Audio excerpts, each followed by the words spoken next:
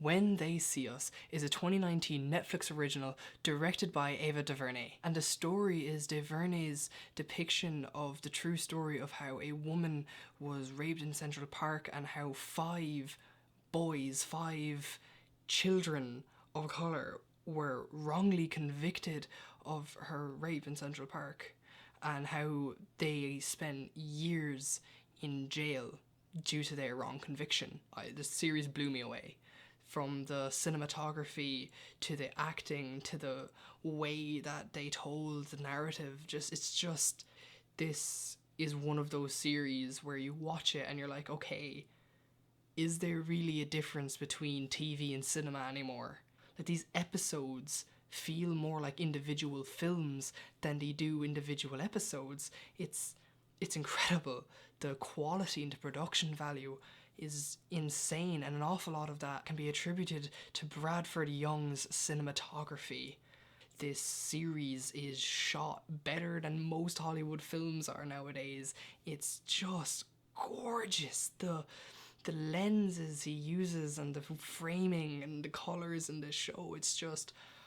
I can't name a TV series that I've watched that comes anywhere near as close to the cinematic beauty of this show. There isn't one episode, there isn't one scene that you can look at and go, this is visually dull. Every moment is visually stimulating. The way he uses close-ups with wide-angle lenses sometimes to create a distortion and a discomfort, and an example of this stellar cinematography is when Corey Weiss, one of the wrongly convicted young boys, has now spent roughly 10 years in solitary confinement, and he's reflecting back on a date that he never got to go on with a girl to Coveney Island. And through the whole sequence and this dreamlike flashback, there's a pink vignette and the colours are so vibrant and saturated, and it's just... oh wow. This show, from the first episode, from the opening scene, the cinematography in this is flawless. And then in front of the camera are possibly some of the most emotive and powerful performances in a TV series that I've seen. Performances in the series are so authentic and real that if you can watch their performances and not well up, you don't have empathy.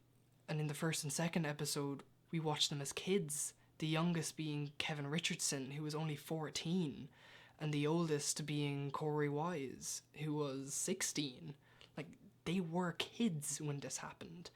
And Asante Black plays Kevin Richardson as the 14-year-old and the youngest of the group, and oh my god, for a child actor to turn in a performance like this is wow. Brilliant. And Felicity Huffman plays Linda Fairstein, who was head of sex crimes at the time and kind of oversaw the investigation into these 5 kids. She does an incredible job at making you want to punch her in the face. She's a brilliant actress and did an incredible job in this series as the kind of primary antagonist for the first 2 episodes. And the last performance that I'm going to talk about is Jarrell Jerome's performance as Corey Weiss. And disclaimer, this is about my 6th time trying to talk about his performance. It's so good, I am really struggling to put it into words. So if this is really rambly and kind of sycophantic, I apologise, but it's that good.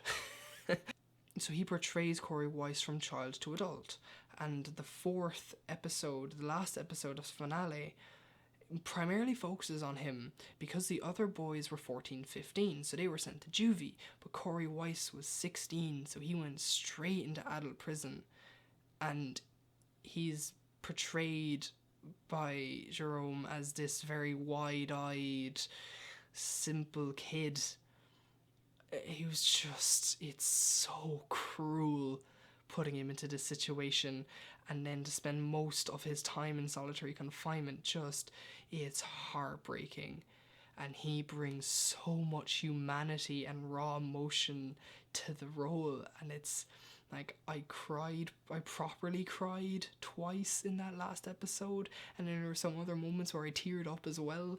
Like, it's so emotion filled, that last episode, and so much of that goes down to his performance and his earnest, brutally honest portrayal, and it's just heart-wrenching watching him, and he just brings you in so much that you forget you're watching characters on a set. It feels like he's right there in front of you.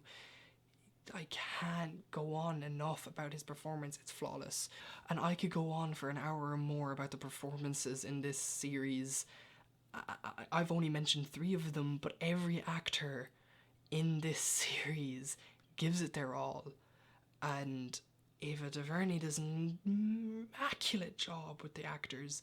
It's just, they're all so real and so human. Yeah, enough cannot be said about the acting. The only real critique that I have for this series is episode 3. So in episode 3, we transition from them as children to them as men. And it starts to become hard to follow. And it's because the child actors are too young to play their adult versions. Because of the time jump and the new actors, and then there are various time jumps in that time jump, and then there's 4 new actors brought in, and when we went to a new scene to follow a different character, it would always kind of take me a moment to go, oh, okay, that's who we're following. It just felt that little bit jarring to me. It could have been written like that, or it could have been edited like that. I'm not too sure, but it just felt too jarring for me. But that being said, you can get past it. This show is more than good enough to make up for that little bit of a jarring jolt. The story is powerful enough, the performances are powerful enough, and the show is beautiful enough. I cannot get over the cinematography in this. It is just, watch this show. There's only 4 episodes, and now each episode is basically the length of a feature film. To me, this genuinely felt more like watching a series of movies that told a story than it did watching a series. This is an absolute 9.9 out of 10. This would get a 10 out of 10 for me if I didn't find that 3rd episode a little bit hard to follow at times, but that could have just been me. It could just be me being dumb. You might be able to follow it, no bother. It was just, for me, I found it being that little bit hard to follow, but otherwise the show is perfect. I adored this show. I watched it all today. I binged it all in one sitting. I just watched the first episode and I was like, okay, I'm getting to the end. Yeah, wow. This is only my 2nd review, so I'm still trying to figure out how I should present this and how I should do this, and hopefully you'll see as I go along that the quality will go up and my critique and analysis will also become more critical and in-depth. Hopefully I'll have better things to say and I'll be able to formulate my words better as I go on. I know at the moment they're a bit rambly, and I thank each and every one of you for sitting through that. Final words, thank you. Please like, comment and subscribe.